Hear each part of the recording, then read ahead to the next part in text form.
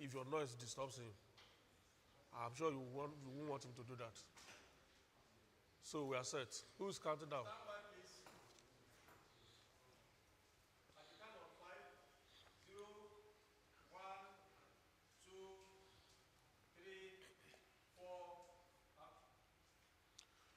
Hello, and thanks for joining us on this month's edition of Ministerial Chat, featuring the Honorable Minister of the Federal Capital Territory, His Excellency Nyesom Wike. The Honorable Minister is there, and the session will be starting with his kind permission. I will be introducing members of the panel now.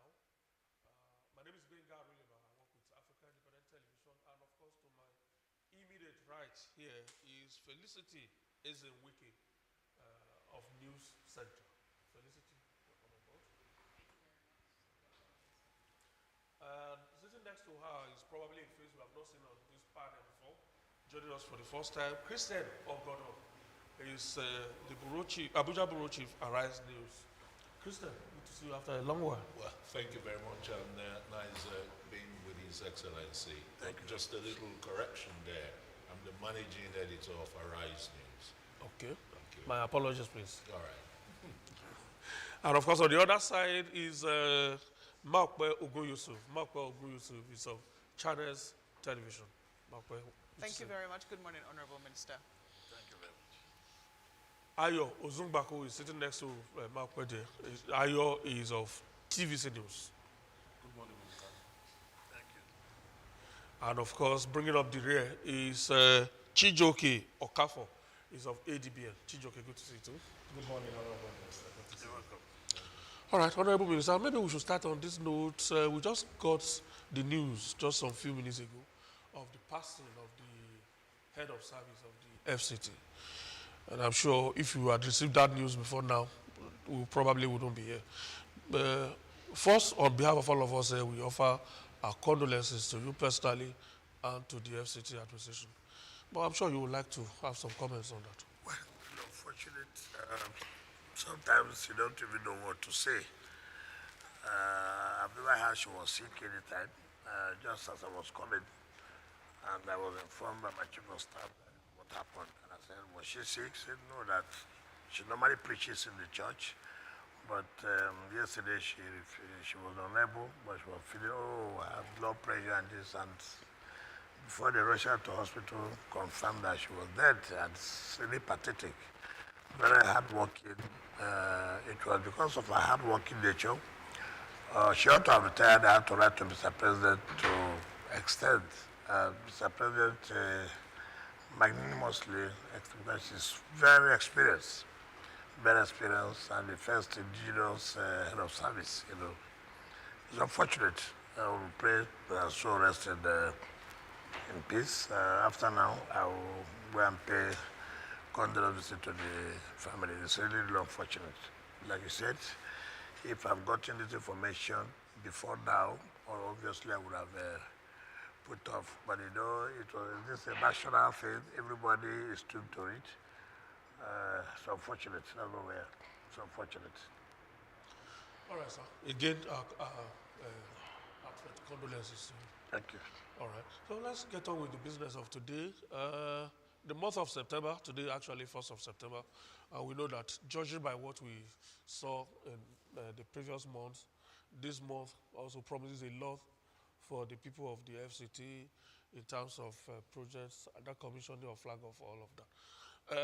You flag off some projects not too long ago, and we understand that this week too, you are flagging off some new projects. Would you like to start with that, and what do these projects actually bring on board for the people of the FCT? Well, like we said, yes, we had commissioned, yes, we have flagged up, and we've got not to flag off. At least for today, it's not about road. For today, it's not about water. For today, it's not about schools. But today, it's about sports. What are you going to do in order to encourage our youths to take the advantage of what sports is today, the international community? and engaging our youths. So we have come up with this idea that we are going to build a multi-event center that will take into cognizance all the sporting activities, not just only football, not just athletics, even the indoor games, lawn tennis, all sporting activities. That we are partnering with a private company.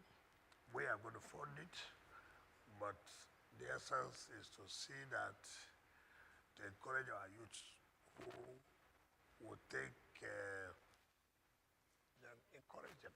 You can see what's happening today. Sport is one of the huge revenues for countries, you know. We are starting with three. Three. But today we do the one in the city.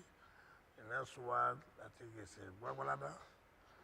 Then another one, if I remember vividly, when we are there, we are in Padres. So it's something that everybody will be happy. And even people like you too should be going there and try to take part by exercising yourself, you know. In fact, like this, my head of service that nobody knows. I mean, it's sometimes we don't pay attention to some of these things. So, so nobody will blame us that we're always concentrating on roads. But that does not mean that on Wednesday we'll talk about road too. It will be in Kano, you know. Tomorrow will be for the courts, because if you see where the magistrate courts are and where they are sharing, is so discouraging. And so we decided that we have to provide a more confident for the magistrates to work, just like the judges have been provided for. So that of the magistrate courts has to do with 3 districts, as required by the Chief Judge of the FCT High Court. So that will be done tomorrow, and then Wednesday we'll go back to roads, which is very, very key to open up our cities. Of course, it's a satellite but in Abuja municipality. Yeah, in the last media, I think it's fair to commend when things are done right.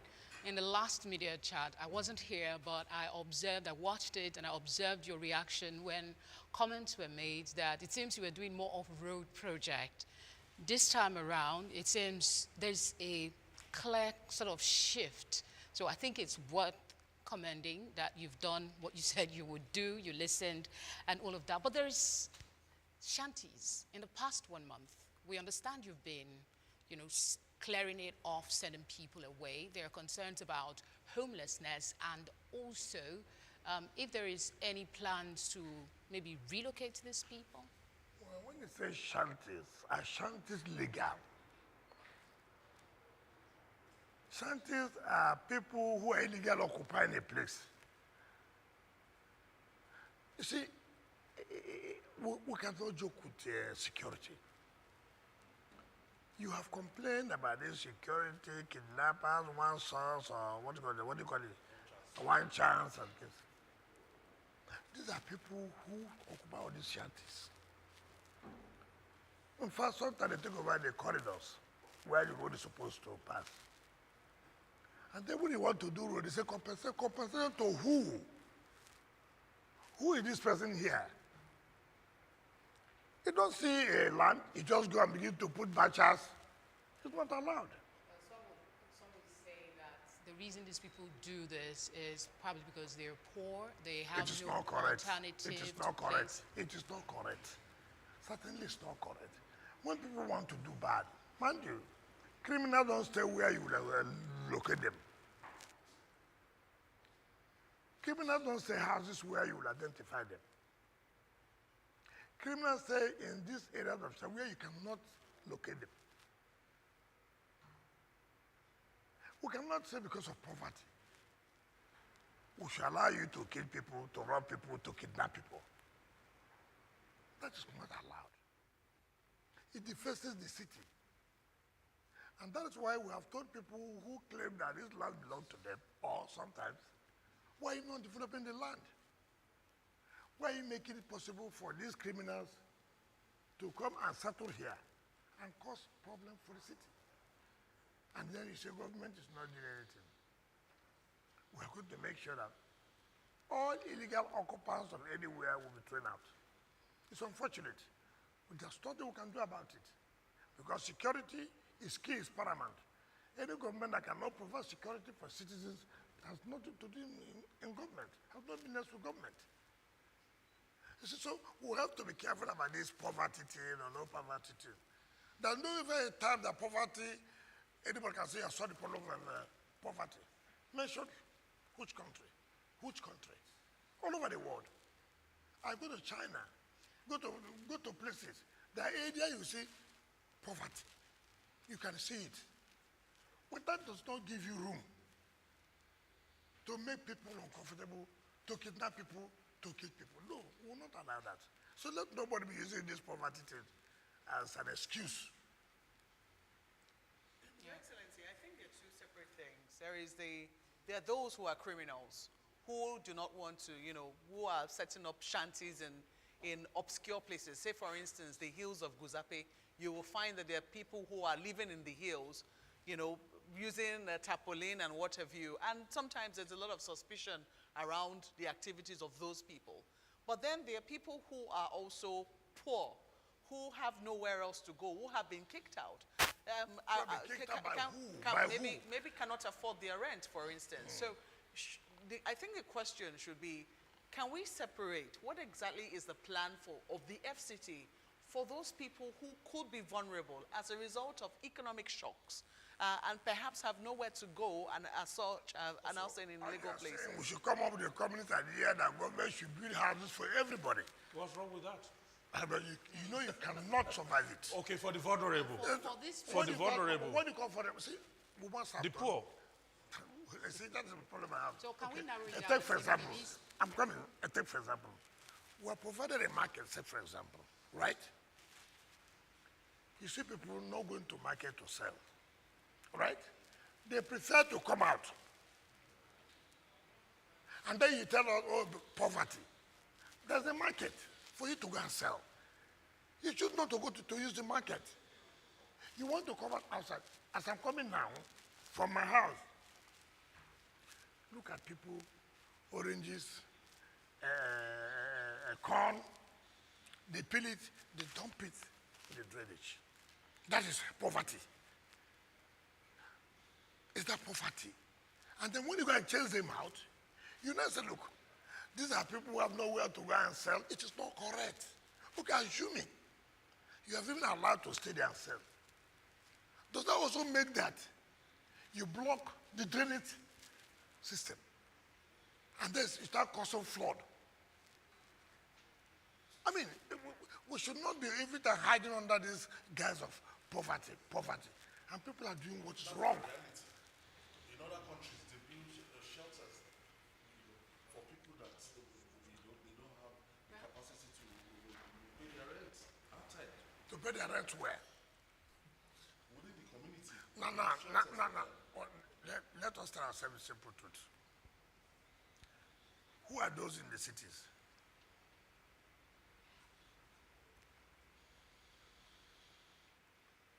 Go to Buhari, which is a satellite town, where people, villagers live. Even there, they don't bother about sanitation. I go to Buhari every time. The law school is there. Those are villages. Yet they leave their houses and come on the road. Is that poverty? We have this attitude that, look, everything must be done by government. Somebody comes out to say, look, I don't care. Government will come and pack this refuse. Come on. Now, Honorable Minister, while we understand your displeasure towards some of these anomalies and the fact that people take advantage of amenities that have been set up for them and end up not even using them. Is there, again, a clear-cut plan in order to alleviate the sufferings of some of these individuals who live in shanties, who are not necessarily criminals? I understand the need to clear the shanties and rid the city of criminal elements, but how about the poor and vulnerable who continue to suffer as a result of some of these decisions? Take for example, Just to add to what he is saying, sir, sorry to interrupt. Is it possible for this particular shanty, a temporary relocation site, give them time to find another place? I will not fall to that trap. I will not allow criminality for any guise. I will not allow it. Is it a crime to be poor? What do you mean by poverty? Take for example, people leave their states all over and come here. You tell me because of poverty I should carry the responsibility? People leave their states and come and roam over the streets of Abuja.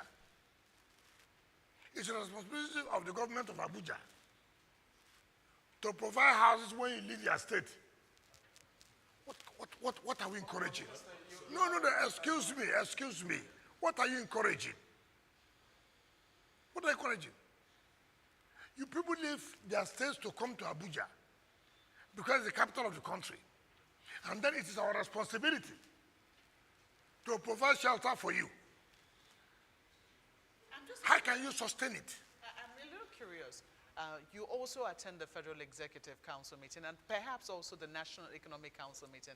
Are these conversations that are happening? Because we've seen over the years this complaint amongst governors of, well, I say really urban states. Take, for instance, Lagos, where they do not have control over people that can come into their city, but then we know that there is a problem of rural-urban migration. People are seeking greener pastures.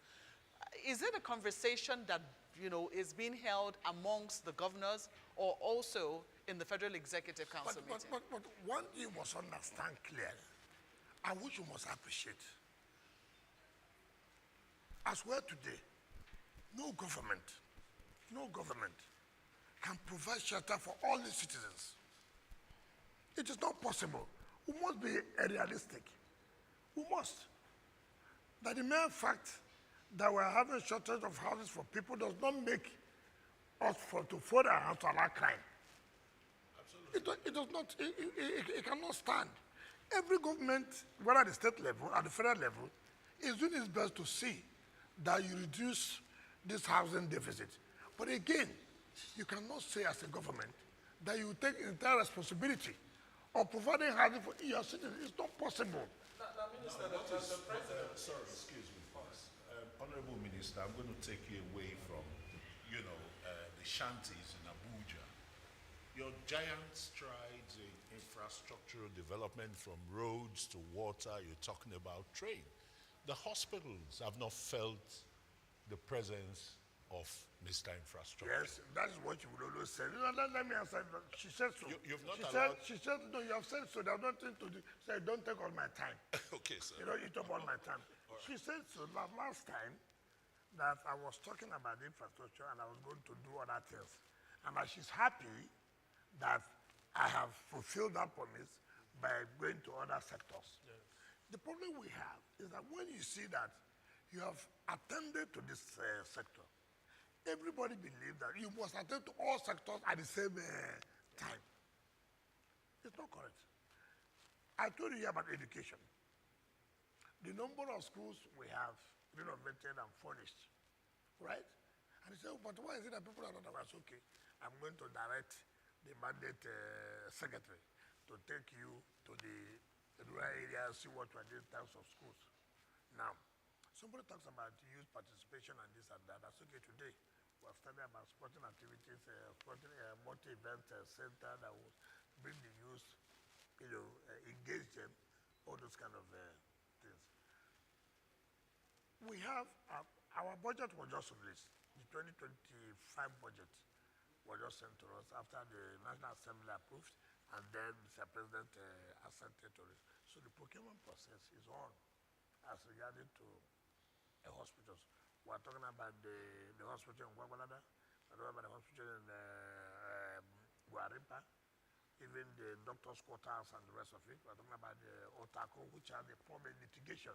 And so the hospital was abandoned because of litigation between the private persons and individuals and the government. So we've been able to sort out that issue of litigation, and then the procurement process is, of which you know about the procurement process, how long it takes, particularly when it concerns this specialty, this special areas. You cannot just say, oh, no, let's go ahead and do it the way we want to do it. No. So I believe that our next focus will be on the issue of health. Don't be surprised that if you're invited tomorrow, these are the things we are doing in terms of health. You say, oh, you really said it last time we met. We're happy that you are now fulfilled. Anything I tell you here, go home and sleep with your 2 eyes closed. That we are going to do. But people must always understand that when we talk about infrastructure, if I provide a hospital, there's no road to the hospital. How do you go? And if a woman is pregnant, another labor, and there's no road, how do you go there? Before you know it, that woman may lose her baby because of the bad road. It happens. Even tries to, criminals like to when the roads are bad. And so people must understand that our focus on road is not just because it is the key, the determinant to every sector. If you have a school, there's no road to the school. What do? You have to control. So it is important. People should know first thing first. Speaking of roads, Minister, the welfare of the people here is very paramount. I mean, it's good you've enunciated what you'll be doing in, the health sector in the FCT. You mentioned the Utako Abandoned General Hospital. All the districts in Abuja are supposed to be serviced by General Hospital, but there is a gradual deterioration of healthcare system in FCT as raised by resident doctors. They said, and I'll quote or verbatimly put it in perspective, systematic deterioration. Only yesterday they issued their communique. That is, I want you to address. What do you mean about resident doctor? You're talking about the FCT or the FCT, federal? FCT. FCT resident doctors. People make mistake. There are some hospitals that are not under the FCT. There are hospitals that are under FCT. So you must have to differentiate that. Okay, the one that's done by Federal Ministry of Health and the one by FCT directly. Yeah, I think the FCT, FCT resident direct, doctors Yes. have issued That's what you're referring to. absolutely. a They 5-day issued a communique. notice. You understand? Talking about the deterioration in the health Let system in the FCT. me tell you General something. hospitals. Let me tell you something. See, I was a governor, and I do know, I was a council chairman as a governor, and I'm here as a minister. One thing I found out in all this is that there's no time, even in ASU. Every time you hear one resolution, one communique, and this, and threat of this, and threat of that. Let me tell you something. When I was Minister of State Education, and then I became the Supervisory Minister of Education, then I met with the Vice Chancellors, and who were saying, look, what ASU is demanding is not proper. They don't understand the realities. They don't understand the funding part of government and the inadequate of resources. I said, how can you say that? Because you're the Vice Chancellor. Remember, before you became a Vice Chancellor, you were a lecturer. And you were ASU. That's correct, yes. So I come down. You see, you must tell ourselves the truth. Every sector believes that everything should be 100%. And it is not possible. No government will sit back and say, look, I don't want this sector to be functional. No. government applies its resources based on its availability. And you cannot say all your resources must be tailored towards one sector. You have to, as the need arises. Today, the doctors are talking about training and retraining. Tomorrow, the doctors are talking about allowances that are not being paid. Today, the doctors are talking, oh, the hospitals, oh, there are no equipment at this. When you provide the equipment today, tomorrow you say, look, yeah, this equipment you have provided. What about training and retraining? You go for training, oh, say, look, hazard allowances and this and that. So each time you come up with, I'm not saying that some of these things are not being achievable immediately. And we must understand that. And you wake up in the morning, you hear news. Oh, we have issued government an ultimatum without even writing to government. They have issued an ultimatum. Here is, you don't engage with government and let government know these are the problems you are facing. The thing is just blackmail, threats. And by the time you sit down with them and say, look, but this is not possible. See this, see this, see this. You now come and oh, we did not realize that this has been done. And these are not the things that this communicate issue. Have you written to government that look, we want to discuss with you, see what you think, see what you don't. When I was governor, doctors said, look, all of them entitled to vehicles. I said, how do I provide it? How do I provide it? How do I provide vehicle for over 2,000, 1,000 doctors? How do I do it? I said, this is the entitlement. Okay, assuming, do not conceding. How do you provide it? You can say, okay, I will take 50 now, or I'll take 100. They'll say, no, 500. How do you provide it? And so we must be realistic. I'll say you're the leader. Somehow leaders will figure it out. No, but it should be realistic too. It should be realistic. Okay, take for example, I've just said here severally, and we don't want to take that. What does Abuja get from the Federation account? What do we get? What we get from the Federation account is that federal government gets $1 trillion, for example, in a month. For example, if I thought they do. 1% of $1 trillion is how much? Those of you who know mathematics. No, which 100 billion? 1 billion. 10 billion naira. That is not up to for you to pay salary. Now, what do? You fall back to your IGR. Is it not correct? The FCT wage bill is more than 10 billion naira a month? It is 12-point-something billion naira a month. Overhead. Salary. Yeah, that's overhead. And for over 47,000 workers, how do you have 47,000 workers in FCT? For Christ's sake. Honorable Minister. And then you now come to say, okay, I have to verify. Oh, labor will come in. They will go on strike. You want to sack some workers, this and that and that. That's what you face. But the truth of the matter is that, okay, we fall back to our idea. Is it possible to No, hold on. So that let people know. Maybe you are trying to dodge because maybe your media outfit is also owing. The point I'm trying to say. No, yeah, you know that my media outfit can never No, you owe. We don't owe. Okay, don't worry. I will publish it tomorrow. We don't owe. Now, you see what happens. Now, when you now come out to say, look, we must be aggressive to connect our idea to be able to solve this problem. Then you also go back and say, oh, the manner and way the FCT is going about these taxes is not correct. There's no human face, not this. You want problem to be solved.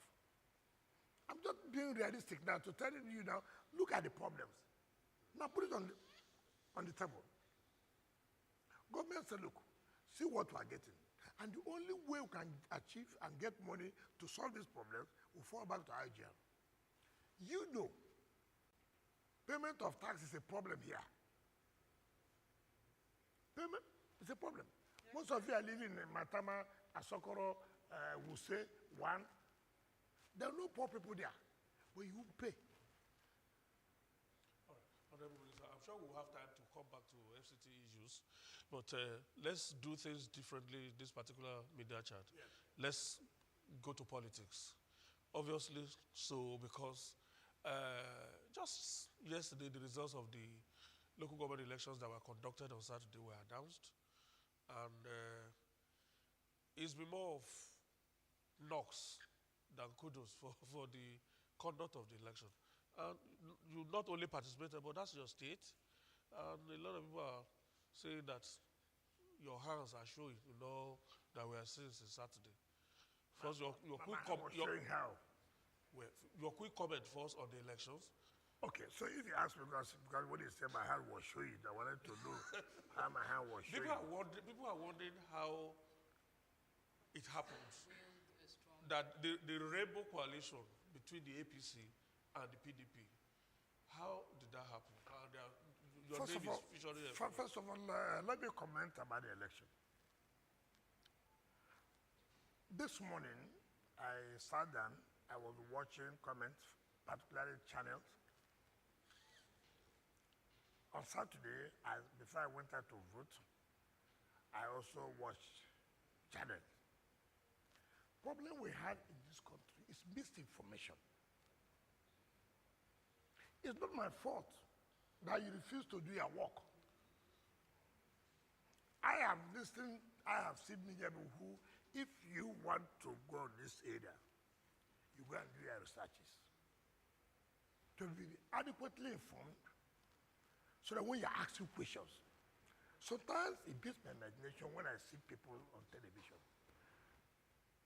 And these are people I should think that have done their investigative job, that they know they have carried out investigations, they now confront you with facts.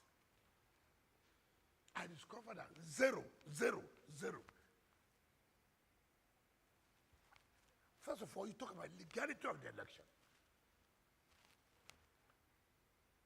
It's most unfortunate. I believe that you have legal sections or legal departments who should be able to tell you what is this and what is that. I've said this severally. Ignorance of the law is not an excuse. You see, it's illegal for an emergency rule to conduct the election. But that is what the legal minds I'm were coming. saying. I'm coming now. Give me the opportunity. I will educate you. This one, I'm very versed in this one. Not a media work, no. I won't go and take your job. Now, have you read about the emergency powers of 2004 that was signed by President Olusegun Obasanjo? What does this say? What does this say? The president has power to suspend or modify some sections of the law under emergency rule. Under the emergency rule, people can make regulation for the governance of the emergency areas. And the president had done that. We say, oh, it's illegal for the emergency government to, but we accept military rule to conduct election for us. Military rule is an aberration. That's unknown to law. We will accept military rule conducting an election for democratically elected people. Because the military rule at that time was the de facto government in power. Why not wait? Why not wait now? Just wait. First of all, is military rule an aberration or not? In a democracy. Are you referring to 1999? I'm coming. I want to just ask you a simple question. Is military rule an aberration? In a democracy, the it should be. aberration is only sustained because of the suspension of the Constitution. Fine. Now, under emergency rule, what does it say? What does the law say? You don't know under the emergency rule, the suspension of certain provisions of the law. Constitution. I've said this severally. Now, you are talking about the president to lift the emergency rule by 18th of September, where the governor will come back and the state legislature will come back. And then there's no democracy in the third tier. Remember, the president did not declare emergency rule in the local government. It was the Supreme Court that set aside the election, that the election was not valid. And you also remember that Supreme Court before now said that there shouldn't be any caretaker committee at the local government level. And also, if the local government level is not democratically elected, they cannot access funds for the federation account. That is correct? Is that not correct? Very well. Fine.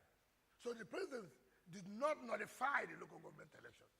It was the court that notified the local government election. Now, no, I'm coming. It was this emergency rule that gave president the power, the access to even say they should access funds for the federation account. That's why civil servants are being paid. Assuming that did not happen, what would we have said today about local government council, where workers are not being paid because they cannot access money for the federation account? Also remember that because of this emergency rule, that the states were able to access funds from the federation account. Supreme Court has said there was no budget, and therefore state government cannot access funds for the federation account.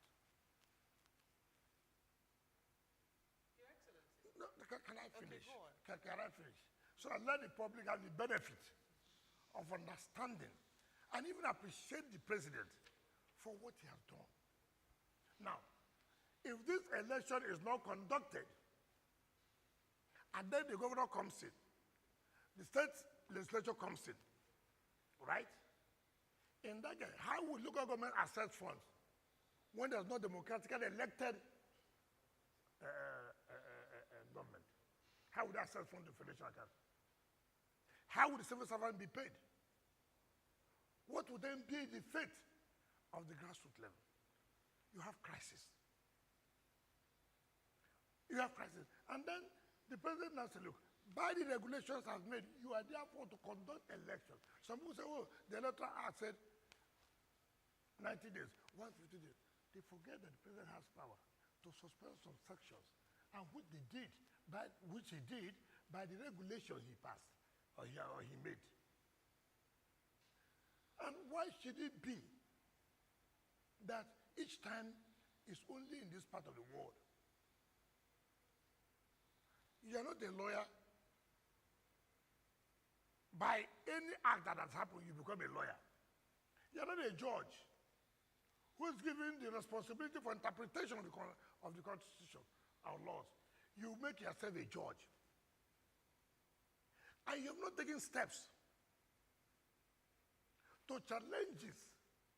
I thought, as people who are civilized, who want the rule of law, who want the law to grow, I will tell our party, my party, challenge this in court.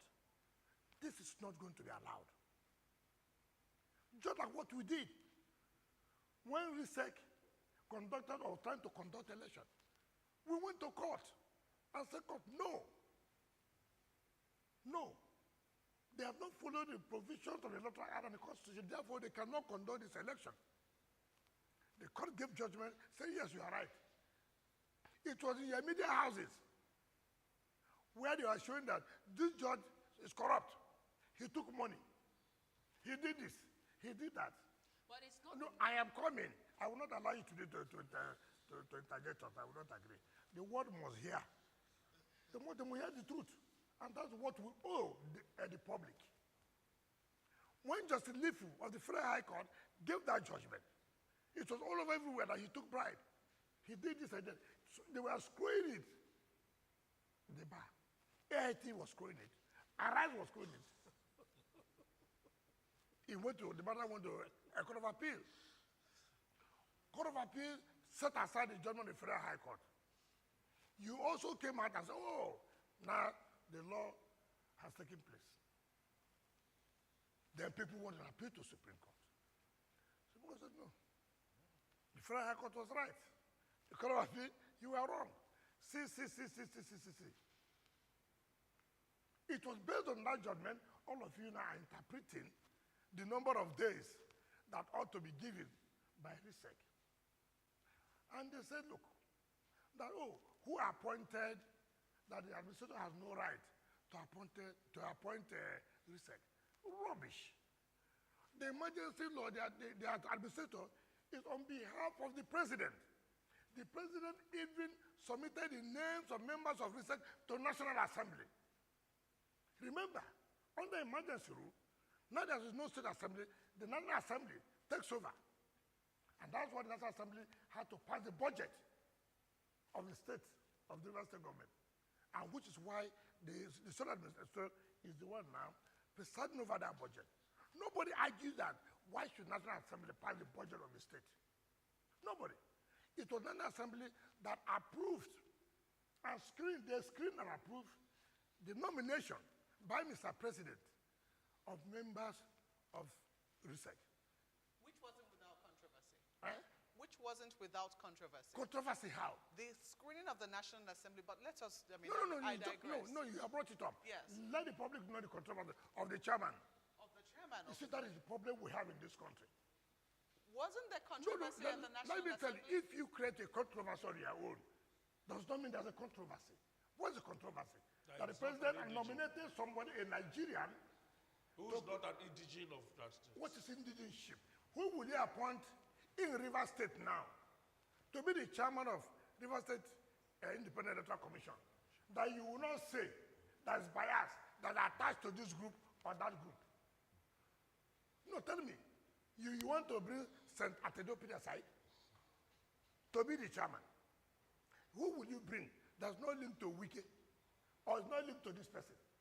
Now the president is wisdom to make sure at least we should have people who are a bit independent. Okay, chairman, let me go outside. Somebody who's not attached to anybody in the state. The issue of indigenship. And that, why not say who will do the work? And we're talking about controversy. What is the controversy? Somebody from the South? Now, Your Excellency, The the elections. people are talking about. Yes. Is Wike a PDP member? Happy that APC won 20 local government chairmanship positions Yes. in Rivers State. Yes. Did you campaign for PDP? Including even your with own the- Hold on. So Wike is very popular today. Where are you? Hold on. Yes. Wike is popular today. It's not the same people I hear in Arise, I hear in AIT, I hear in the channel that say, look, Wike cannot say he's going to determine what happens all of the, he can only determine in his own local government. I have determined now in my own local government. I'm a member of PDP. I won in my local government. And the people who won in APC, people are saying and the people who won in it's APC, the case of are Wike not defeating- friends. No. Wike. You see, you blow hot and cold. You said, look, Well, would you be fair to say the way you are handling things at the moment, because you speak that you are a PDP member still, but every other action you take is in support of the APC. what kind of And then- action did I take? Wait, No. You said now that you delivered your own local government Yes. in this election, and you delivered it to the APC. No, it's not correct. You see the problem we have? You see where your mind is? Okay. No, hold on. Nigerians should know. See where your mind said. Okay, I might have I made a said mistake my with local this, government. but No. Luckily, this is a live program. I never said here that my local government is a. I never said so. I said your media house, all of you, you always say Wike cannot influence what happens in other local government. He can only influence what happens in his own local government. That the people in those local government are those to choose where to go to. And I have agreed to that. And I have influenced campaign for my people, vote for PDP. And my people have voted for PDP in my local government. Now you are angry that APC won. No, listen. You are angry that APC won in the local government, which means why did I not extend the influence I didn't have? I'm not talking about your influence. I made it, okay. Are you happy with the result of these elections? 20 local government councils, a clean sweep by the All Progressives Congress, and just 20 local government councils by the PDP. Many times on this platform, three by the PDP. A lot of times on this platform, in the media chat, you have said that you will work for the re-election of President Bola Ahmed Tinubu ahead of 2027. Is this a preview of what is yet to come in the 2027 general election? Now, can I tell you, the local government that is telling me who wins what in the state is my local government. Okay. It's Port Harcourt local government. And Abuja local government. And these are local government won by PDP. Listen. That what occurred in River State over the weekend on Saturday is what we are going to see in 2027. That is my question. Mind you should know that every election has its own perspective. Look at it. Two, you should know what is happening. Are people happy with what is happening in PDP? The PDP contest in those local governments? Where APC contested? Yeah, did they contest? Sorry, please. It's not correct. Go and get your facts. People are, you see, that's why when you want to say something. Your Excellency, the last time I raised this issue, the last time I raised this issue of a collaboration between the APC and the PDP. Let me educate you people. Because you have refused to go and do your research. Even what you said, the ADD, see what he said. You don't even have the facts.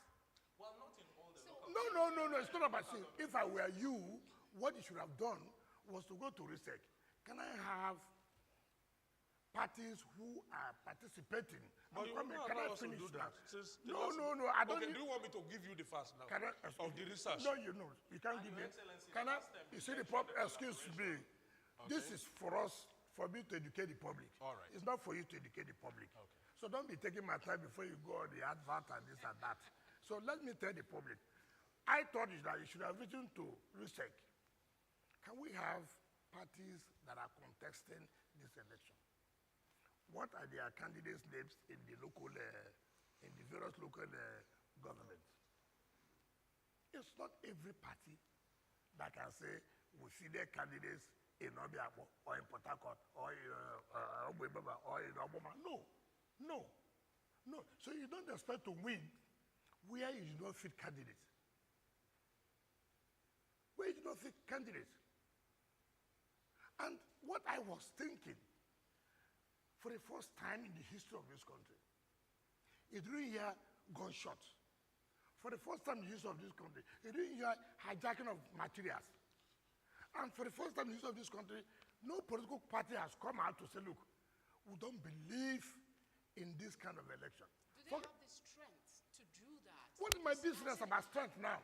Democracy, 20 local government to the APC. Yes. I think at the heart of what I was trying to get at was that you have often, repeatedly said you will work to return, just like you said, President Tinubu to... Have I denied that? So what have I got to do with the local government? Why didn't I give my own local government to APC if that is the basis? Your Excellency, let me tell you what the research that you didn't want to hear is about. Yes.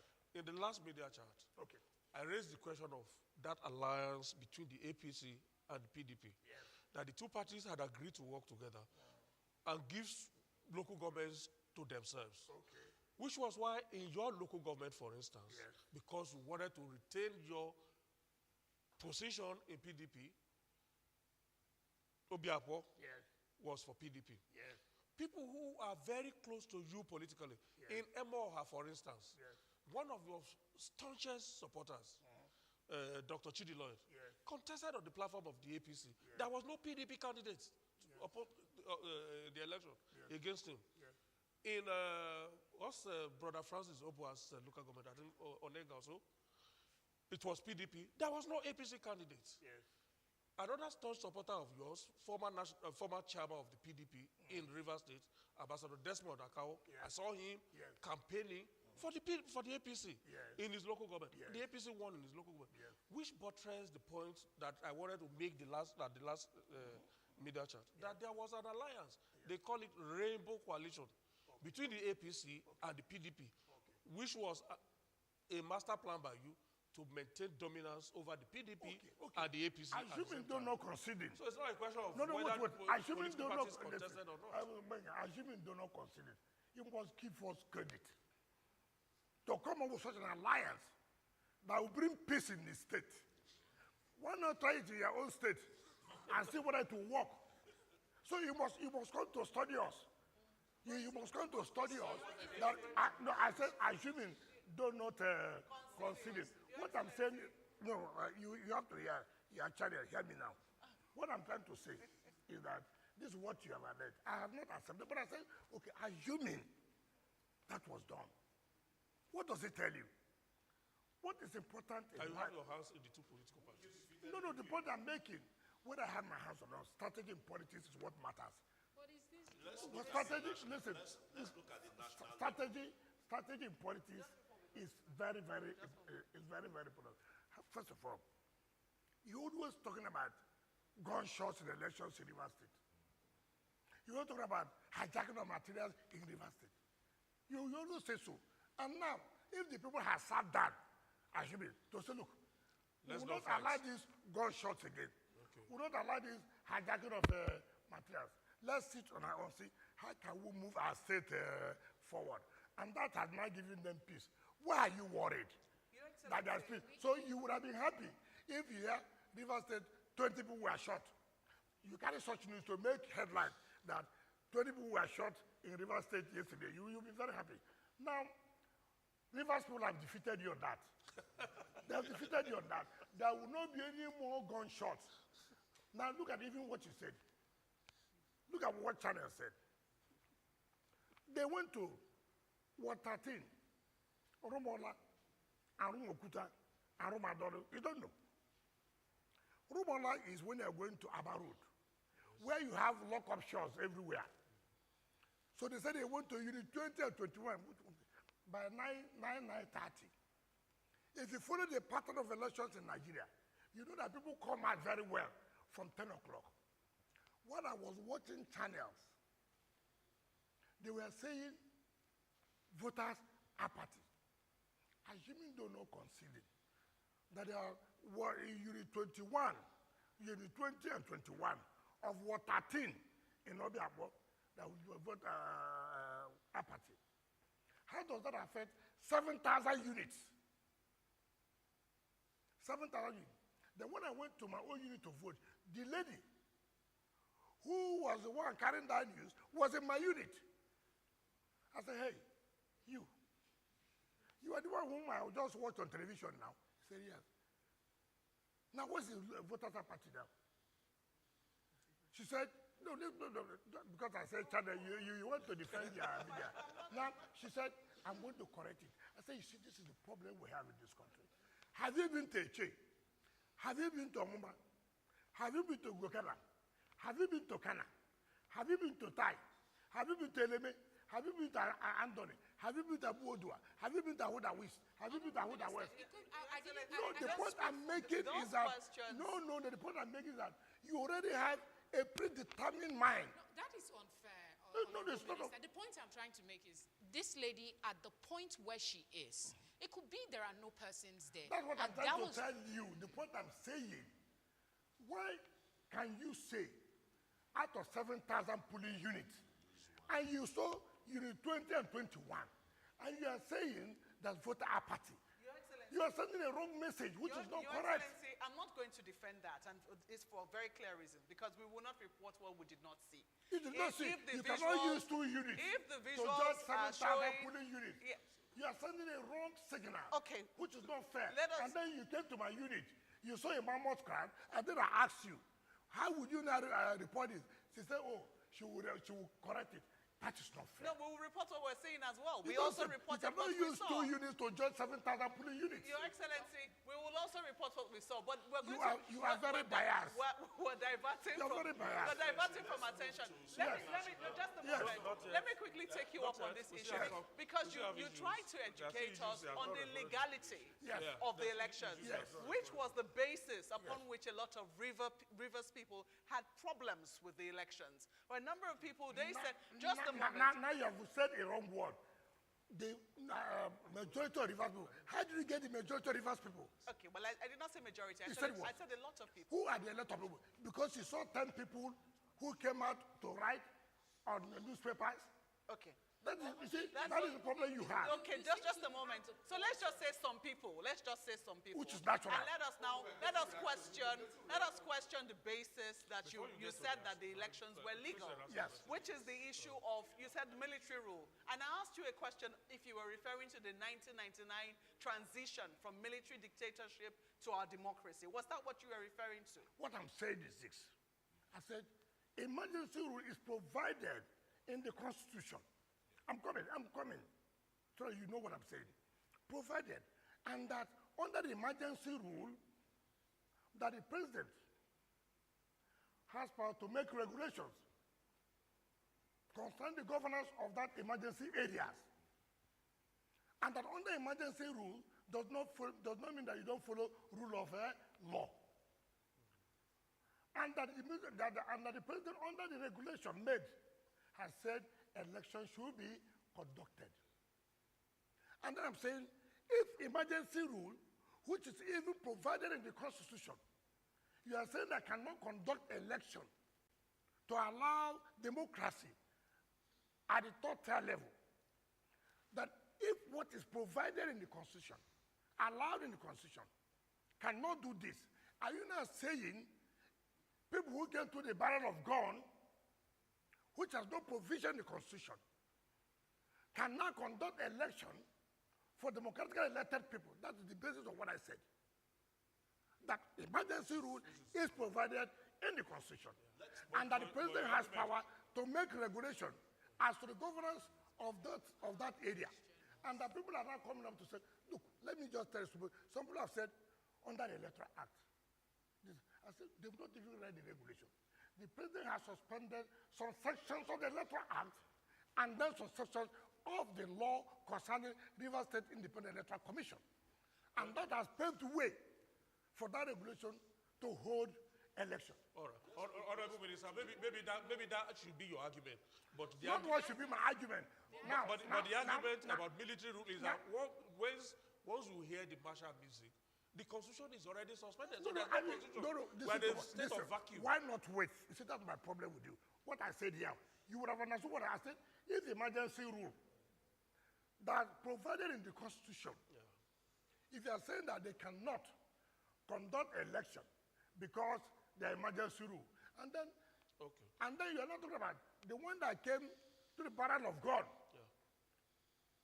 which you are saying they have suspended Constitution. Right, we understand your argument. So you understand what I'm saying? So you understand what I'm saying? But the point we are making is that let people, let people hear and let people know, is that some people have gone to court.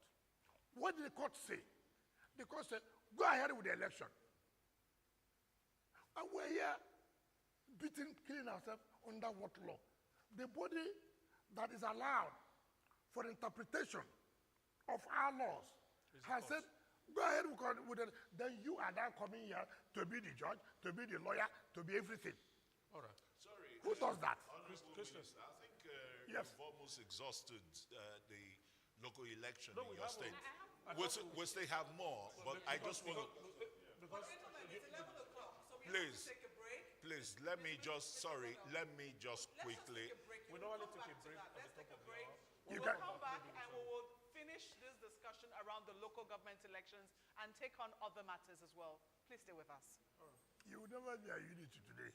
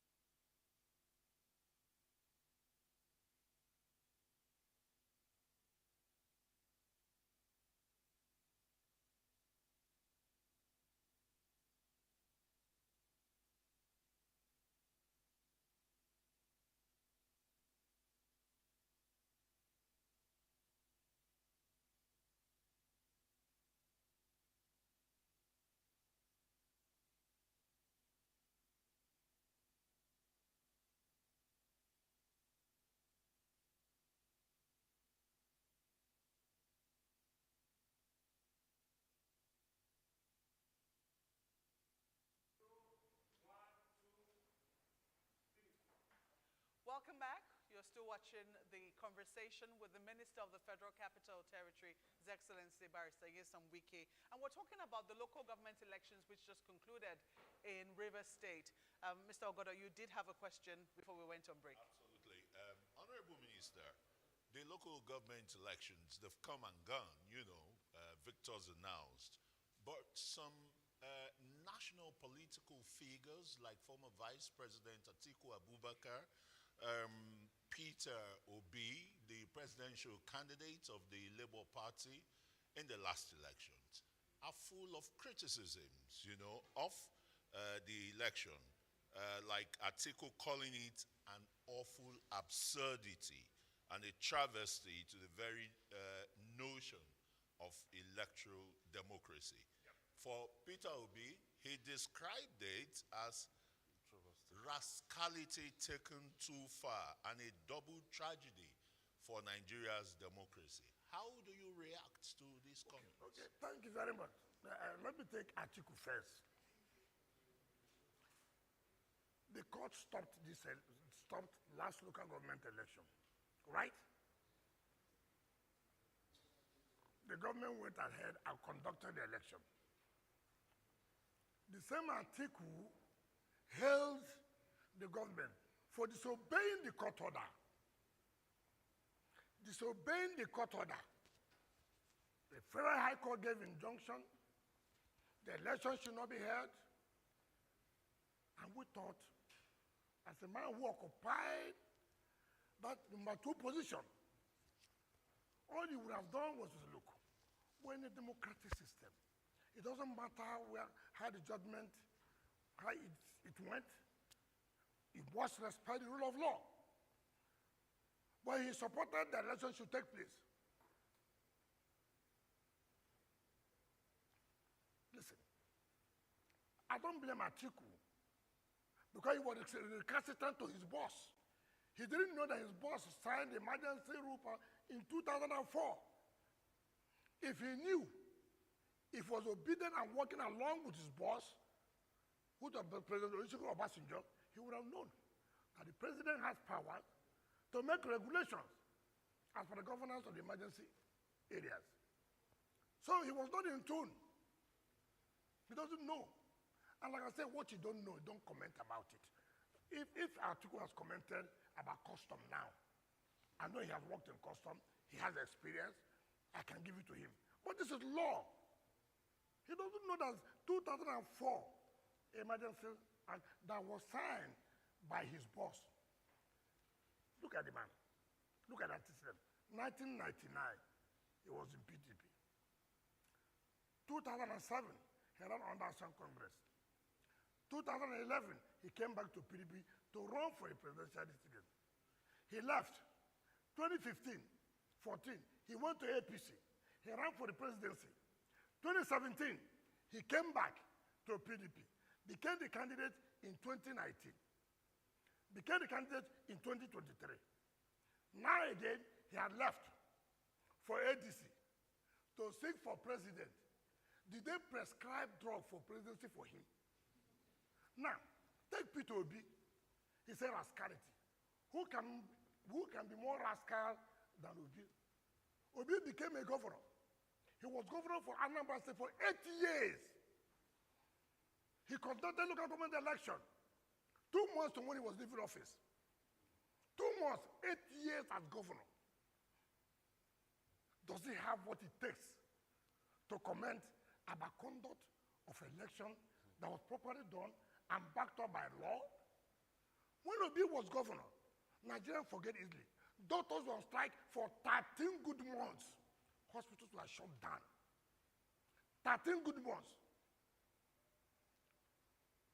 Are we saying that we're not aware of this? So what do you mean rascality? Who's more rascal? So you should not take the views of the, because you see, their anger is that they are looking for where they will get funding. And now it's no longer available in Rivers State. They have no capacity or morals to even talk about it. a competent court of jurisdiction, Federal High Court, gave order, gave judgment, said, look, don't do this. Atiku was one of those who held the conduct of that election. Now, under the regulatory power of the president, on the emergency rule, he has said, go ahead and conduct local government election. What I thought we should have been more preoccupied is, one, was the election free and fair? If you ask me, I saw State Independent Electoral Commission chairman. Of course, you know, I don't even know most of them, but they call me. I'm from Sokoto, I'm from Ogun, I'm from this. We came to ask their report. They said, in 30 days, in 1 month, you could do this. When somebody has done well, say the person has done well. If I have my way, I would recommend the chairman and members, the president should take them to the national level. It is very clear. It is very, very clear. Look at the conduct of the election. You have seen people are saying, for the first time in our history, no gunshot, no kind of ballot boxes, no kidnapping of returning officers. And nobody wants to come out and commend security agencies and the RUSEC. You're only saying illegal. Illegal to you. The court has not pronounced it illegal.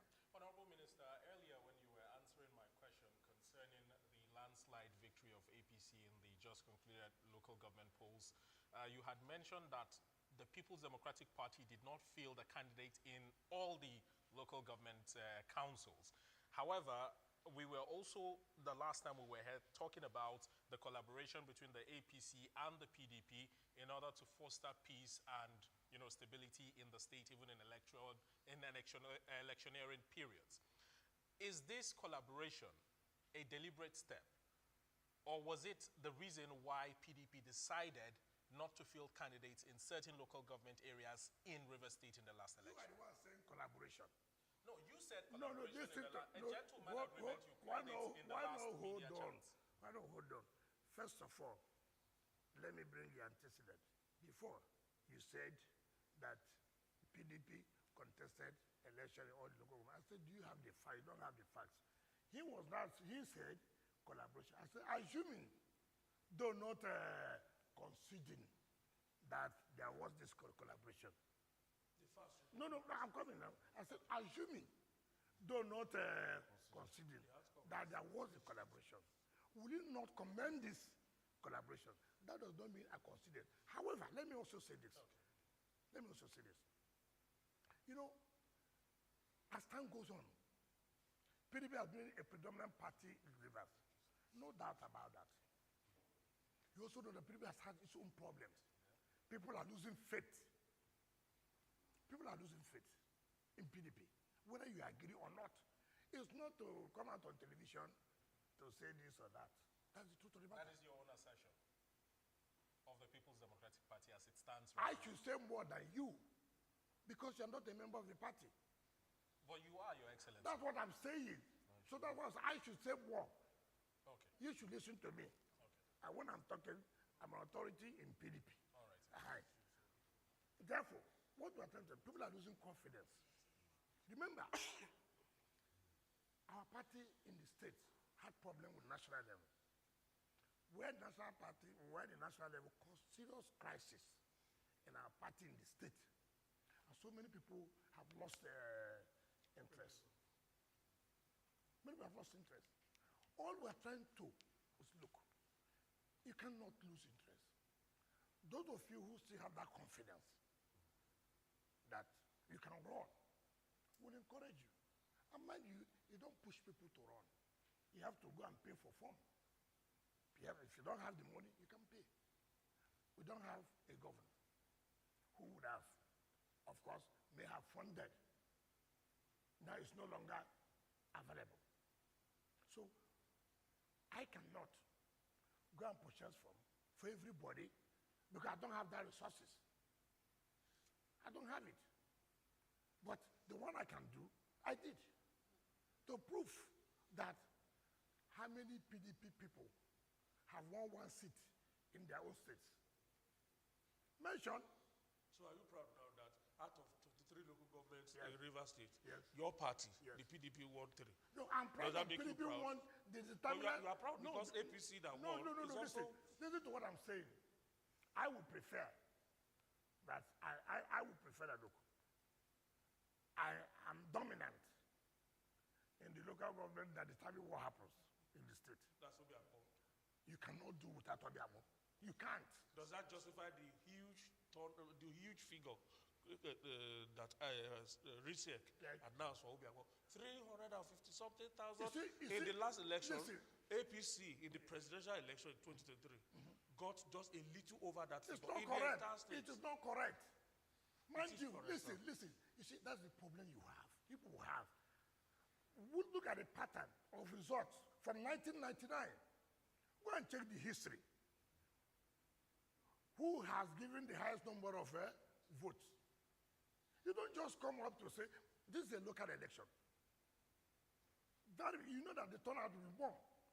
Councillorship is like community or family affairs. People come out. People even take councillorship more serious than you talk about governorship and no, because it has to do with family or communities. So I don't know what your worry is. Is your worry that it is illegal, or your worry is that you don't believe that this number of people done that? Our worry is how you are able to do it. PDP and APC. Excuse me. Because like I pointed out earlier, those who won in APC are your boys. They are all your boys. Can I tell you, I was chairman of that local government. The record was very clear. Nobody had 2 terms in that local government, but I broke that history. I was governor of that area. You can't take my record that there was nothing. No, you cannot. You can't. The record, hold on, don't interfere, don't worry. We won. And my people believe, whether you like it or not. It's not by coming out, like I've always said, you have always preferred those who will come sunrise, who will come early morning of arise, people who don't have facts. They don't have the facts. As I speak here, I can tell you if election is conducted today, presidential election, governorship election, I can tell you how each local government will fare. I can tell you authoritatively. I can tell you where we may have problems because I have been in it and I know it very well. I'm not talking just to satisfy you. If you want to, look, in 2015, you had a governor who was in APC, correct? We defeated him. In 2019, you had what the federal government did to us by bringing the army. It didn't work. You had a super minister, Minister Grade A. It didn't work. In 2023, you still had the same Minister Grade A. He supported PDP, Atiku. It didn't work. So look at the pattern. So if you say today, and look, let me tell you, I have a problem as a member of PDP. You know why? What is going on now? I've never seen the level of empowerment of any state than Rivers State in terms of political appointment. It's a problem for me as a member of PDP. Since the history of Rivers State, be it military or civilian, we have never had that kind of political appointments at the federal level. Never. So it's a threat. Listen. Even when you are preaching, the people will ask you, what are you preaching? See,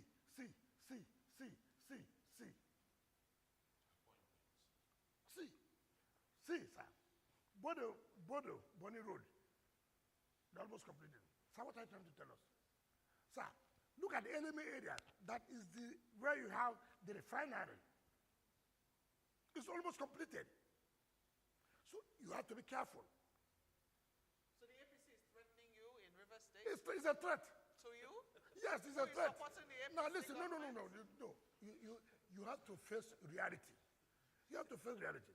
Whether PDP likes it or not, they had the opportunity. The only thing that's going for me now, and that's why I won my local government, is because my people believe and still have that faith in me.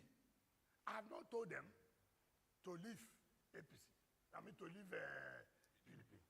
But you should also know that I have said severally, and I did it in 2023, and there's no confusion about it,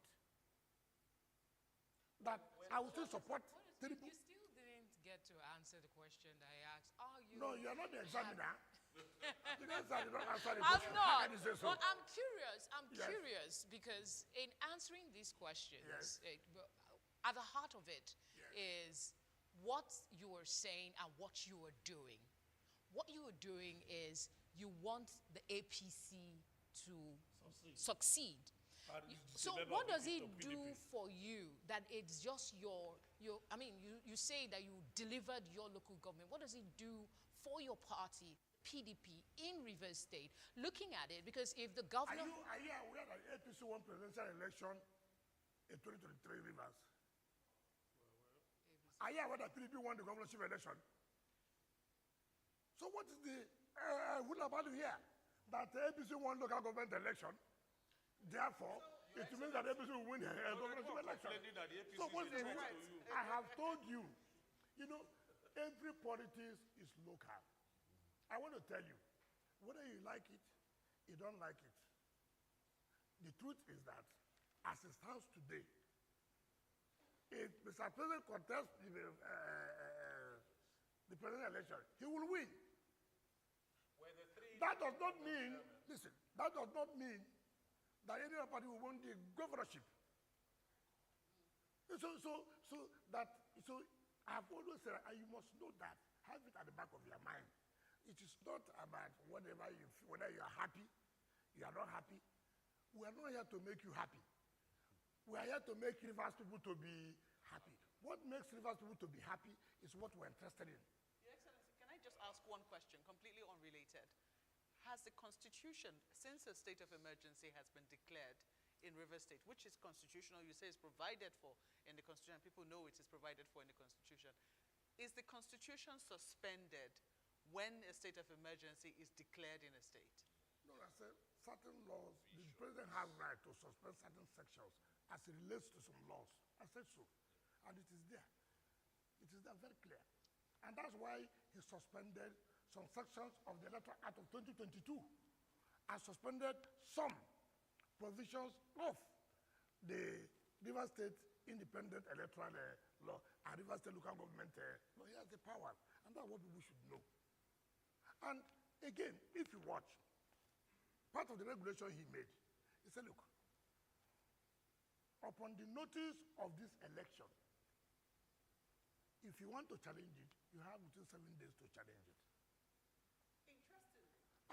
I'm coming. Okay, go ahead. Just a moment, because you've answered my question. Okay. Interestingly, only recently, at a book launch of a friend of yours, Mohammed Adoke, Yes. SA, and former Attorney General. Yes. I do remember that I think was the Vice President who was there, Kashim Shettima, who had also experienced the state of emergency while he was governor of Borno State.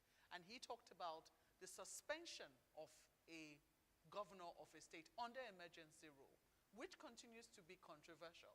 And if I can remember clearly what he said that the president doesn't have the powers to suspend. I don't want to go into that because we are overblowing it. Mind you, let us ask the scenario quite different. Remember, Supreme Court has said there was no government in Rivers. Supreme Court has said there was no government in Rivers. What does it mean? Supreme Court said you cannot make yourself a dictator by making sure that no arm of government survives, that they cannot allow dictatorship. So the scenario is quite different. So I don't want to go into the interpretation of what the Vice President said. People are misinterpreting that, what he said. So this is quite different scenario. Yes. A matter went to court. Supreme Court said, look, there was no government in Rivers. When there's no government in Rivers, what is the implication? Honorable Minister, sir. Let's leave Rivers alone. Yes, let's come to national level. Some school of thought will say Nyesom Wike wears a mask, you know. It's PDP in the daytime, APC by night. But your party, you still claim to be a member of PDP and well-rooted in that party. The PDP has now zoned the presidency to the south, chairmanship to the north. Is that a plus for you? Would you be running? Some other senior members of the party are even rooting for ex-president Jonathan to run, or Peter Obi to return to the party. Where is your position here? Well, let me correct you. I want to ask you. Those people who say Wike is wearing a mask, what are they wearing? You see, people, you see, Nigerians don't like those who are very blunt and who will tell you where they are.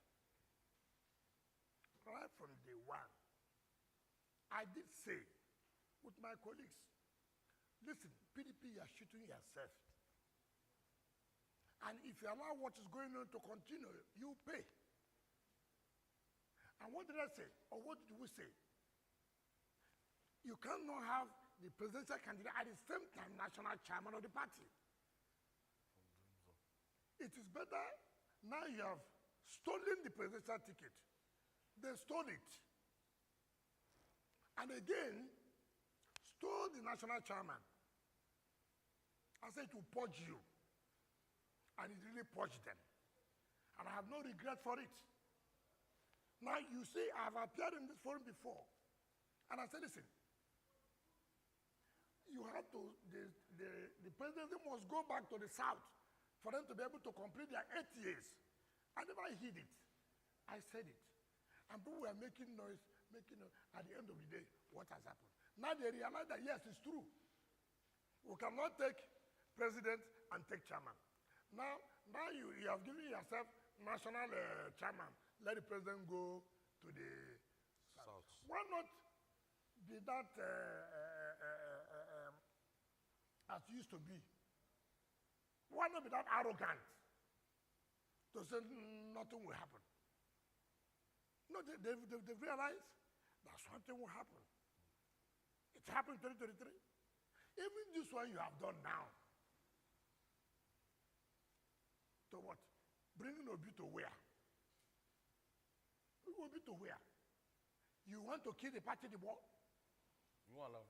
Obi that, I mean, you see, if somebody don't have characters, Obi that was abusing the party, that the party is rotten is this, so the party is good enough for you to come and run for, you see these people, ambition can make you even go to Satan's house. Minister, don't excuse me. Don't rush. You ask question. So, Obi is not that anybody who says so, like Bala said, I heard him say, that is Bala's opinion. He's entitled to his opinion. But if you want to destroy the party, dare it. If you want to destroy this party, dare to bring Obi. Let even Obi come. There's nowhere he will go because of ambition. Can't we be principled? Because you are looking for president. Anybody that, if he has not available, this person costs me, this person costs me. So no more ideology, no longer principle. You talk about Jonathan. I respect Jonathan very well. I know he enjoys the role as an elder statesman and somebody the international community respects, and I think he will continue with that. These people who are weighing Jonathan, what is their strength? Are they not the same people who played him game in 2015? Some of these people, I see what I don't like is people who are trying to play to the gallery. Bala is entitled to say he's waiting for Jesus Christ. He's waiting for Prophet Muhammad. He's entitled to. But that is not the view, or that's not the opinion of, you have heard that as a governor that who intends to run. If that governor is true that he intends to run, how would Banana be saying that PDP is waiting for either His Excellency President Goodluck Jonathan, former president, or His Excellency Peter Obi? For Christ's sake, nobody should cause problem for the party. When you cause problem for the party, you now say people are behind this problem. You are the one trying to. How will anybody even contemplate? Are you going to run since it's been zoned to the south? Are you running for presidency? I will not run. So don't even. Let me tell you. Wait, just so that, excuse me. So you hear it very well. You know, people have to cause confusion everywhere. I have. Don't stop me. I have integrity. I have character. There's no way. My appointer is there. We are saying he should run. Then I'll turn around to say I want to run. What kind of, you know, we are talking as if people who don't even have integrity. What will my children ask me? Okay, Your Excellency. What is for Tinubu? Is it today you need? I'm surprised. Even when your party, when your party has zoned its presidency to the south as well. That's why you zoned. To satisfy. You see, it's late. I'm curious to ask. Yes. You talked about party ideology and principles that these politicians don't have.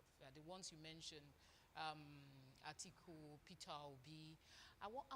I'm just curious as to your thoughts generally. Is that something that permeates our political landscape in Nigeria no, it's now? not correct.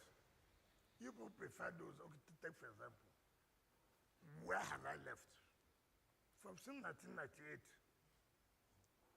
I've been in PDP. I have told you when there's a fight, I'll fight it there.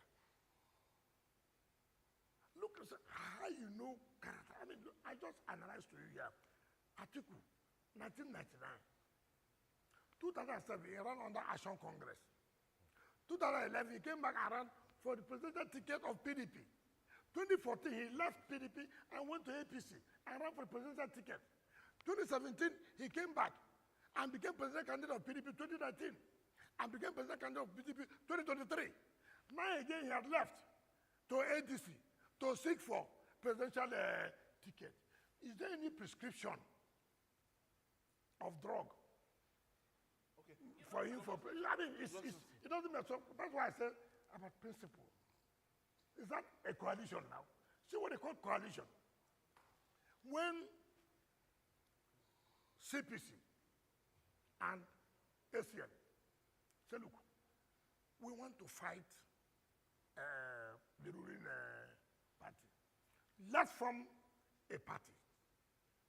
And which one they come with? All Progressive Congress. That is a coalition. Not about you.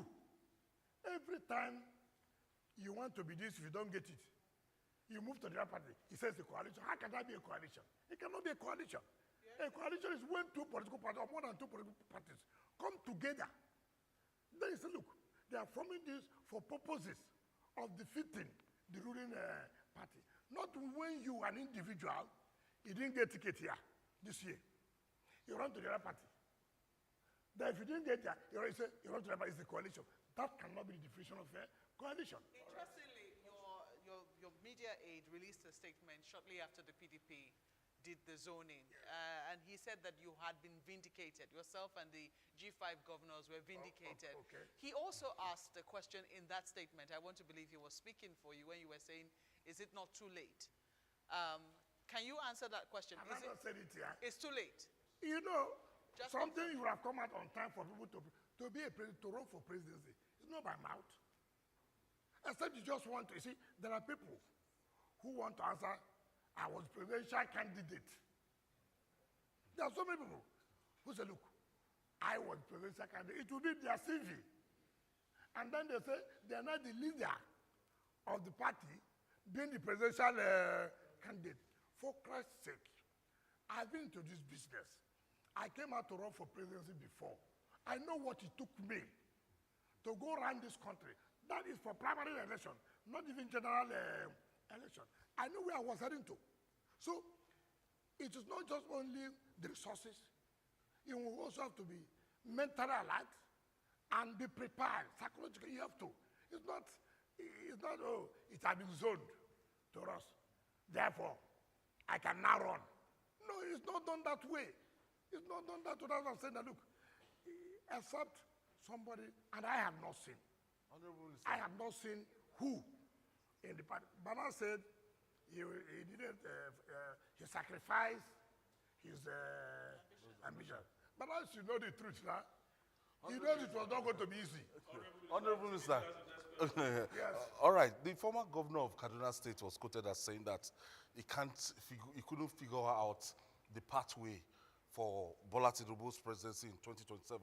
Him winning the 2027 election, that there might be a runoff election, and in that runoff, that Bola Tinubu definitely will not be first or second, that is going to become distant third. Okay. So you want to find them. You see, Erufai is my friend, but he failed in this mathematics. He goofed. He would have completed it. I'm telling us, since I know Tinubu will come third, he should also provided who will be first and second. You see how he failed the mathematics lab. How did you arrive at who would be third? Then you will not arrive who will be first and second. Can't we assume that He knows. that is projecting the ADC as coming No, first? he should have come out to tell us. You see, one thing I like about Erufai is that he speaks his mind. But sometimes speaking your mind, say the one that is correct. In this one, I'll put a bet if he agrees. If Tinubu does not win this election squarely, I'll put a bet. You see, I watched him, he said they should go and ask Jonathan. No two persons are the same. No two persons are the same. The mere fact you were able to survive that, succeed in that, does not mean you can do that. We are also here too. So as I'm sitting down here, do I look at somebody that you come and win River State? It's not possible. So you don't foresee a runoff? Which runoff? With who? Which runoff with who? Let me tell you. You see, what you have is complain. They just did by-elections. Hold on, you asked a question. They just did by-elections. What happened? Complain. You see, we are used to complaining. I have told you, I don't like excuses. What I cannot do, what I cannot achieve, I will tell you, this is not possible. It's not possible. People are just, you see, people are accusing research. I was watching. Tell me which election that INEC did that people did not accuse them. Mention one election. Is there anybody who has lost election in this country and has come out to say, listen, apart from Jonathan, who came out and said, I concede to this.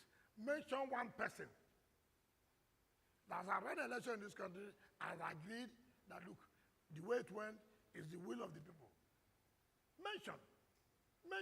You see, until we have this spirit that is a game, I've tried my best. I've put in my best. It didn't go the way I thought it should go. Is it possible in Nigeria? Why is it not Like possible? these that come with Why not do political things to office? encourage people to do that? Why do you think it's impossible? I'm not human. How many times have you preached that people should try to learn this and abide to it? Rather, you always bringing in, something that's so pessimistic.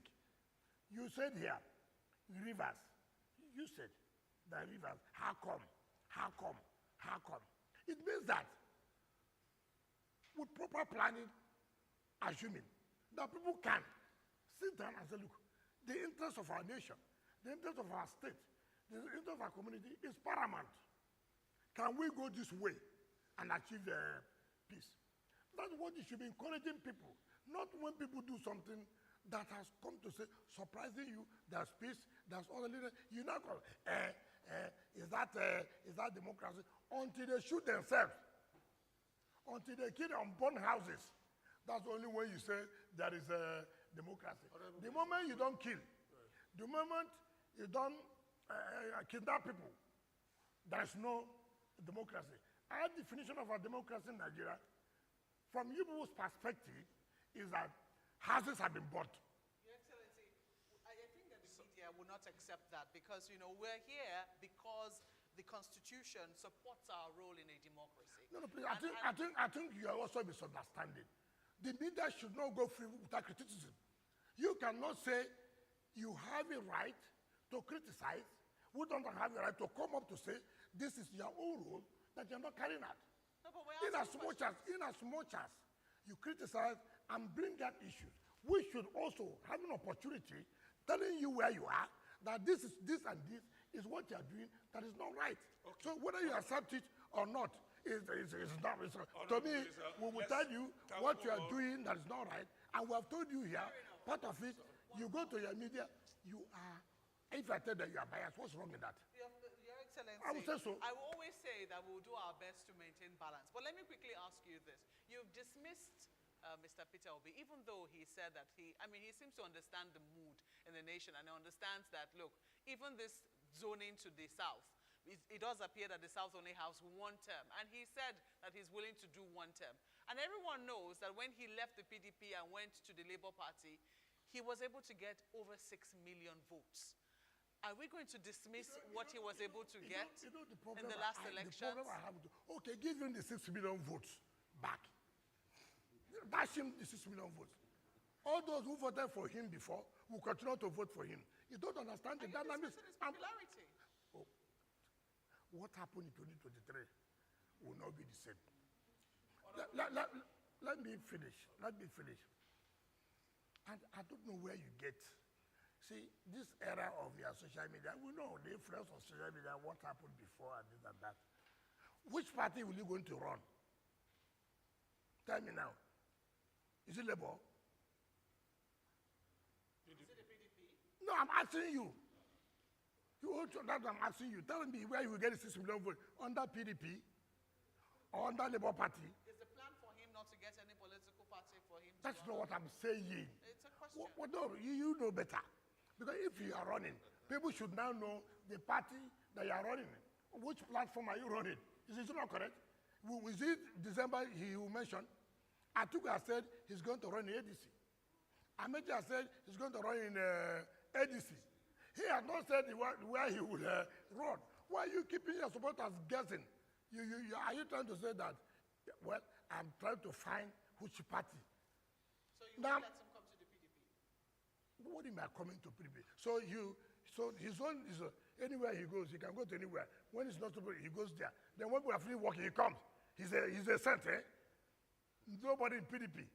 Now you said, there was something you said. You asked the question about. Okay, let me just make it clear. Arufai. Look, it is very clear. First of all, Arufai said, look, stop saying that you run for 4 years. It's not correct. And I don't want people to be deceived. Circumstances will change. How do you sit down here, a president tells you, I will run for 4 years. Then you just say, yes, I believe him. I mean, whom are you trying to, and you say, Elfa said it, please stop this now. You are not being fair. You are abusing ourselves. I mean, how can you say that? You think that we are not Nigerians? And he said it clearly. That is not correct. Don't tell Nigerians such a story. When you get there, you not find out whether you run for even second or third time. Some people try to do third time. It's not correct. So the point. And the Southeast, South caucus, they still have a kind of bone of contention. Yes. Are you okay with that convention that we scheduled to hold in Ibadan? I have told you something. It's the issue of where convention is not the problem. The problem is issues leading to convention. And people should understand that. I'm coming. I'm coming. No, that's not correct. It's not correct. Hold on now. Well, no, hold on. That's why I say, do your researches. PDP has agreed. They have set up a technical committee for the Southeast and the Boeing. And they've sent a letter to INEC when they will conduct the congresses. So that's why I say, make your researches first. Honorable Minister, let's talk about the PDP. Hold on. This one we're talking about, is it ADC? I mean, let us not, you see why I said that you cannot be united today, because the truth is coming out. The truth is coming out. Now, and they've agreed to do that. On the issue of SAFSA, which is another issue, they've agreed to look into the matter. Look, I have said, if we don't love PDP, by now, you won't be hearing that name. It's not, I don't need to be a governor for me to do what I want to do. Our own team is beaten today by 7 p.m. I want to let you know. I will hear what you will say. We're not contesting venue of convention. And people are just saying, yeah, when you say convention, they don't know what we're saying. There are things that are leading to convention. If they are not taken care of, the likelihood the convention will not hold. And instead of you to report what we have said accurately, I'm not challenging. And that's what people say, oh, because I'm quarreling with Sheyi, that's why I say convention will not hold in Ibadan. That is, the venue is not the subject matter. The subject matter is, have we done what they're supposed to do before holding that convention? So you now go and turn it, that I said Ibadan will not hold the convention. No, that's not correct. We have had conventions in different areas before. We have had convention in Port Harcourt. We have had convention in Abuja.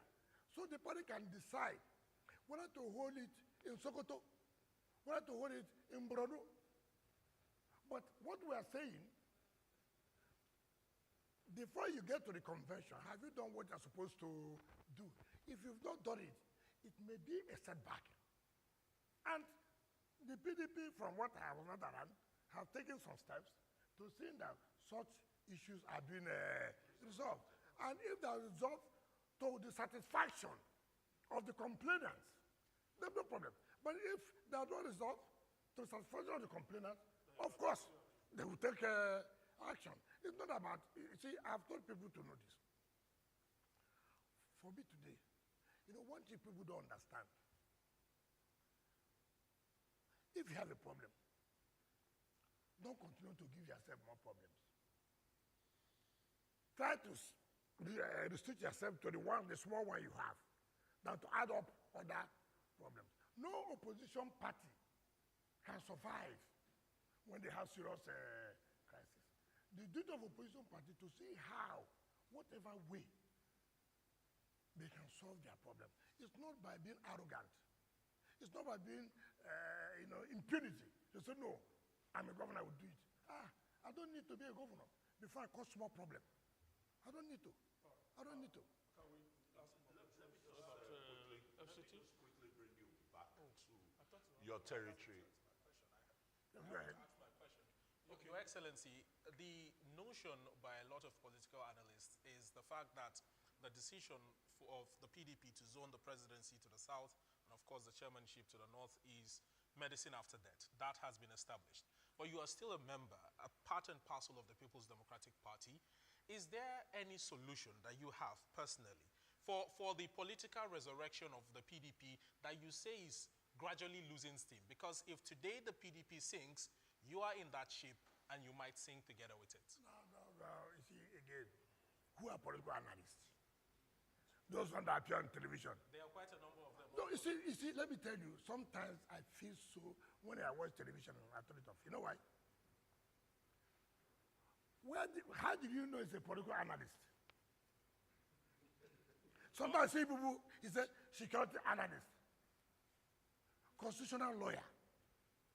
Where do you get that from? Because they speak from a place of knowledge. You see, no, please, no. You see, that I've been in a country where there was war. Do you understand me? And I saw that, look, there's no need to have war. It will set back development, right? That does not make me to be an analyst of war. It does not make me. Here in Nigeria, everybody has assumed to be an analyst. When I watch television very well, I take interest when I have the time. I see the people they bring to talk about local government, to talk about state. I say, is it because they cannot find people who can really do justice to this? If you make your researches, what I always say, before somebody comes up, you would have checked his background. You would have checked what are his contributions. It's not a question of, so I don't like to hear this most political analysts. Now let me, I have told you here that we have said, look, about convention. I said, if these problems are resolved, good for us for our convention. That means I've offered solutions. I mean, I don't know why you want me to repeat it. We have just about 3 or 4 minutes to go, and we still want to round up on FCT issues. And I think quickly, Your Excellency, you made one complaint on your way here. The corn seller on the road, peeling and littering. Abuja is filthy. The waste management is not being properly managed. That's one. How are you going to tackle that? Secondly, I will take you back to the district hospitals. Caro is one. Otako is abandoned for almost 20 years, and you have miscreants living in there. Okay. The Caro 1 concession, the concession has expired. Okay. What are you doing, sir? You see, sometimes again I ask, you were here when we discussed about Otako. You were here when I said about litigation. Yeah, you said it's been resolved. No, I said it's just being resolved and procurement process is going on. You were here. And mind you, it was not under me. I just came and I met it. Yeah. And when a matter is under litigation, you know it takes you a lot of time. There's nothing you can do about it, but we have been able to resolve. And then the procurement process has started. And I said, if you look at our law, procurement process is not a one-day affair. And I've told you the number of hospitals that we are taking up now. I told you this here. So you've talked about Abuja filthy. Look. Maybe you should add one major problem. Maybe you should add this to the Abuja filthy situation environment. And that is the question of open grazing. On this series, you had announced a ban on open grazing in the FCT. But we still see cows everywhere, including in front of your official residence.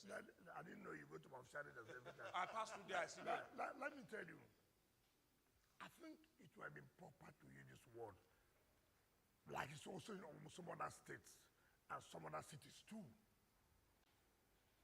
We have traveled. It will be wrong for you to say Abuja is filthy. It is good for you to say some parts of Abuja is filthy. I agree with you on that. It will be too wrong. We must appreciate certain things done. And if you don't appreciate that, it's like somebody coming now to say Abuja, no road. That'd be unfair. Some areas in Abuja, there are no good roads. I agreed.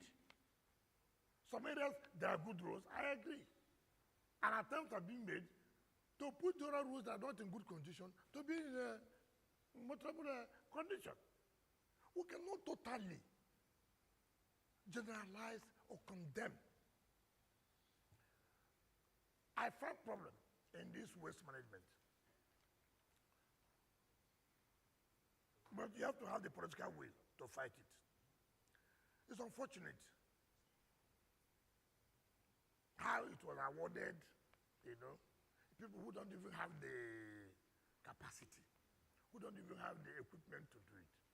And you know one thing is that when you come to a position and you take such drastic actions, sometimes people who don't even have information are those who will be saying all kinds of things that you just came or you are trying to do, collect the jobs that they gave to because they are your opponents. Meanwhile, you don't even know those who are doing the job. But you felt that the work is not moving, and you take action. So, Have you had a conversation with them, the waste managers? how will I know they don't have the capacity? It's because I've interacted with them. So what we have done, we have gotten approval for the BPP. Look, they advertise this. Now, that's the problem. You know, I won't be there when the procurement is going on. Now, I say, look, I have to.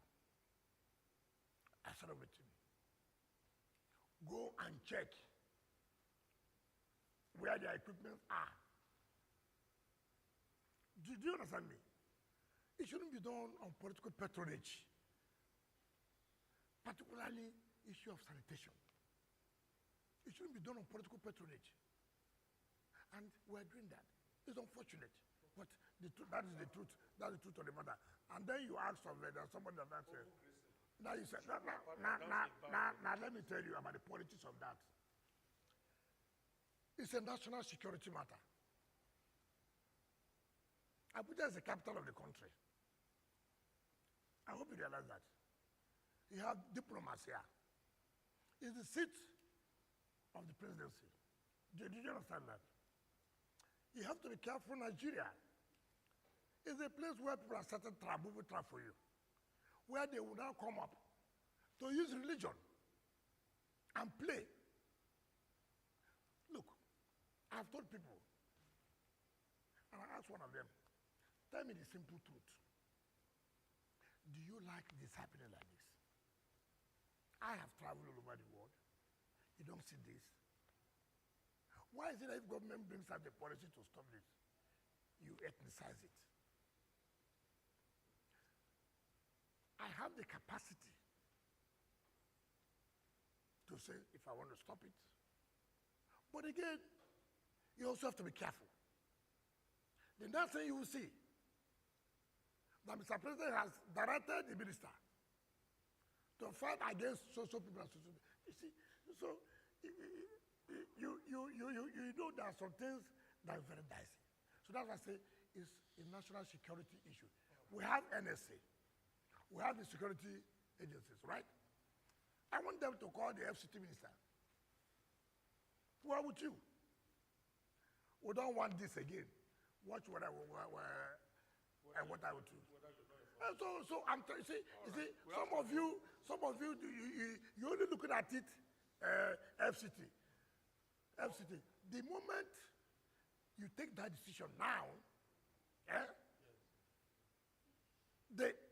you will see what you will hear. Right. You never had it in your life. We understand. So it is not what I. Tied on this issue.